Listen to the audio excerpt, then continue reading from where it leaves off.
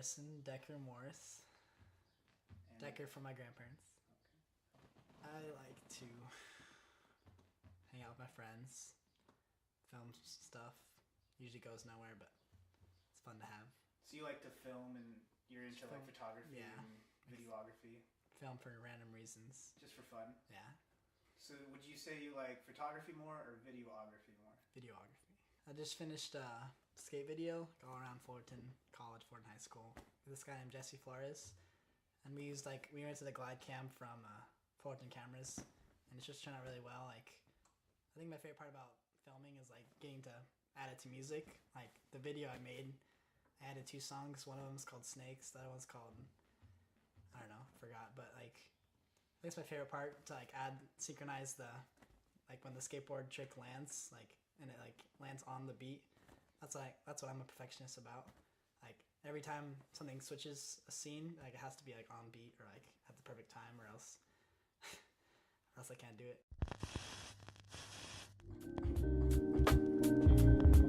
It's like sometimes I feel alienated because I'm not up in the stadium playing or on the radio saying fuck 'em bras, we don't love 'em, we degrading them, but always find myself back at the back in alien. Can you tell me about any other projects that you've done? I just mess around with my friends. I mean, like we made this rig. It's called, it's a shoulder mount, and like we have our names on it and stuff. Like we just put our names on it, and we just went down to like the baseball field at nighttime, and we used our film light, and we just like, I didn't really see any potential in it until I put it on the laptop and I edited it to some music, and like I said, the music is what makes it kind of.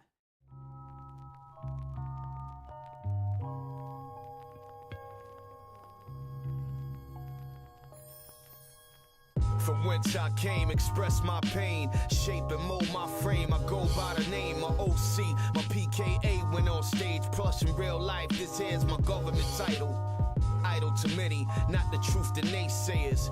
Been an avenue walker since British walkers. Way before Obama was thought to be in office. Lost some friends to jail or something. So what inspired you to get into photography, videography, such an artistic subject? I'd say my family. My grandpa is a film photographer. That's why I first like got into film, and then it's transitioned to digital. And my brother Jordan, he's a digital photographer too, so like he's kind of helping me segue into film. But my whole family's artistic. Like my sister is a singer. My father is a pianist and a director for plays. My brother is a sound technician, and he works also in the musical area, just like my dad. That's kind of how it started, my dad. And then my dad took my brother Dane to auditions as a kid, and that's how he got into music. And then he graduated from Chapman with a music degree, and now he's focused on making beats and shows. His name's Great Dane. He's probably the biggest current artistic one in the family.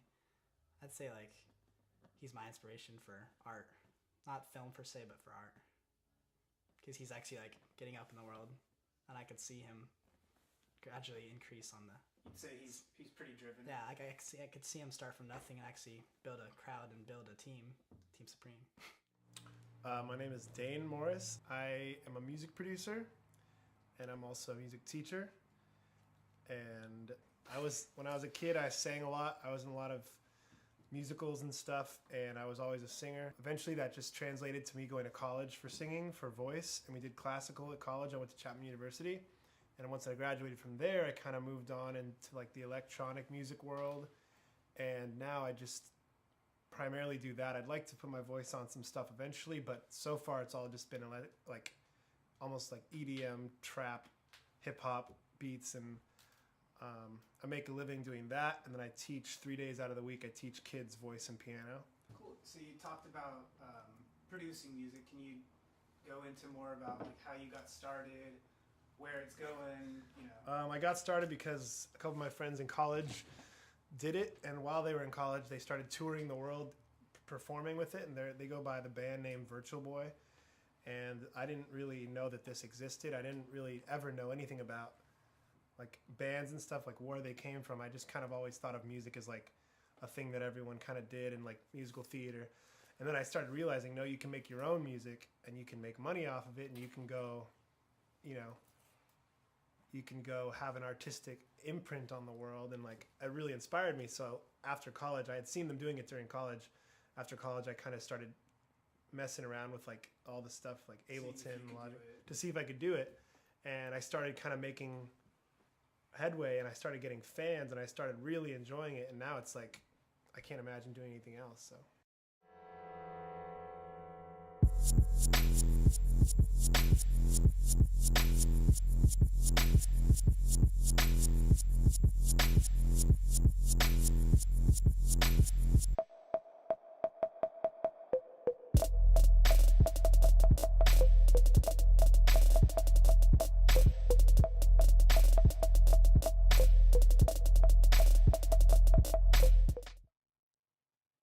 Team Supreme is the name of our group of producers, and basically we're all musicians.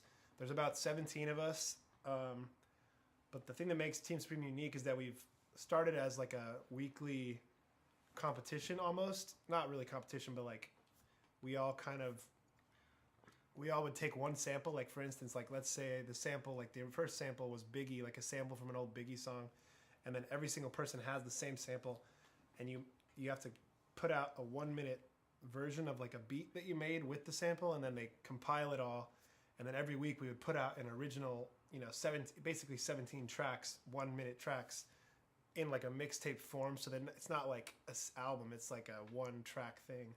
Basically that's how it started, but now it's more like a record label, and we're kind of just like coordinating, because now we invite any music producer who wants to try can try. And it still comes out to about like 15-20 minute mix, but now we have people submitting from the entire, like we have over 100 submissions every time, and we just pick out the best stuff. And it's cool because we'll put up like, let's say for instance we have someone famous on one week, we'll have like, you know, DJ Shadow, and that same week if your beat was awesome and you sent it to us and we don't even know you, you're going to be right next to DJ Shadow's beat. And it's a really cool opportunity because it's just showcasing like everybody in the same playing field, like someone who's a legend, someone who's their first beat ever. If it's good, I mean, if it's bad, we're not going to put it on there, but you know, it kind of puts everyone in the same playing field. And we do shows every month, and that's kind of like been the hub of like all of our music careers. Outside of that, we all use Team Supreme as like our, you know, it's almost like a family, like our home base. So yeah.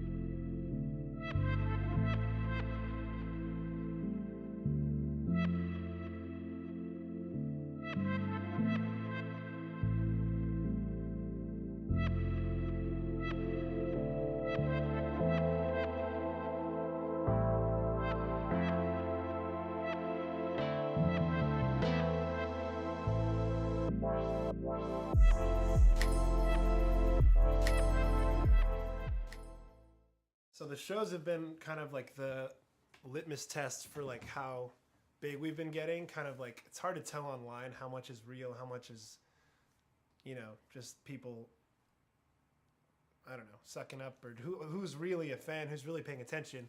But the shows are kind of the best way to tell that, because when we first started, we started at this place called La Cita, and it was a small bar in downtown LA. And we sold it out a couple times, but selling that out is like a couple hundred people.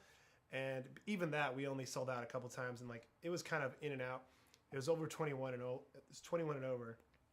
So we did about probably 8 or 9 shows there, and they were kind of growing. And then we decided to switch it up and move to the Echo, which is not the Echoplex. The Echo is above the Echoplex, and it's like a 400, 500 venue, and that's 18 and over. And then we kind of really saw the younger, like who's actually like excited about this stuff, and it was mostly like younger, like, I mean, I think that's how it is for most music genres. It's just the younger audience has more time, energy, money to spend on this kind of stuff.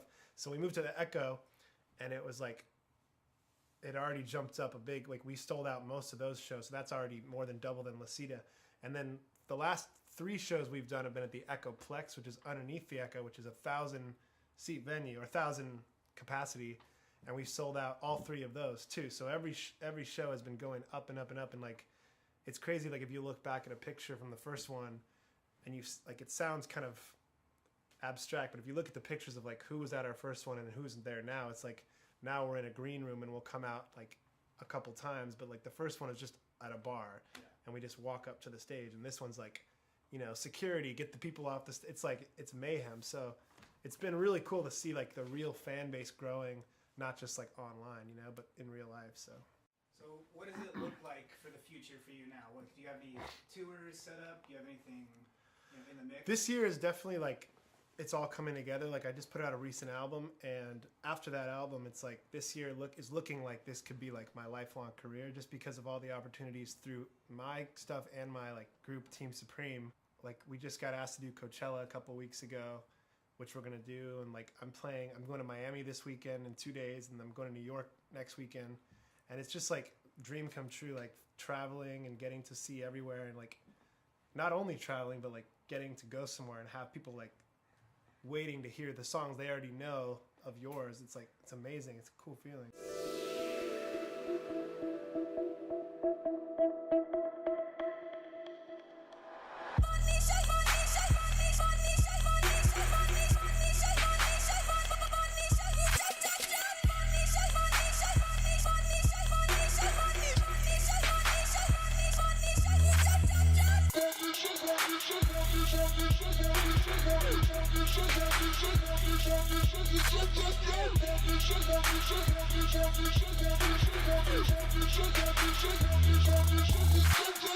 Shake it.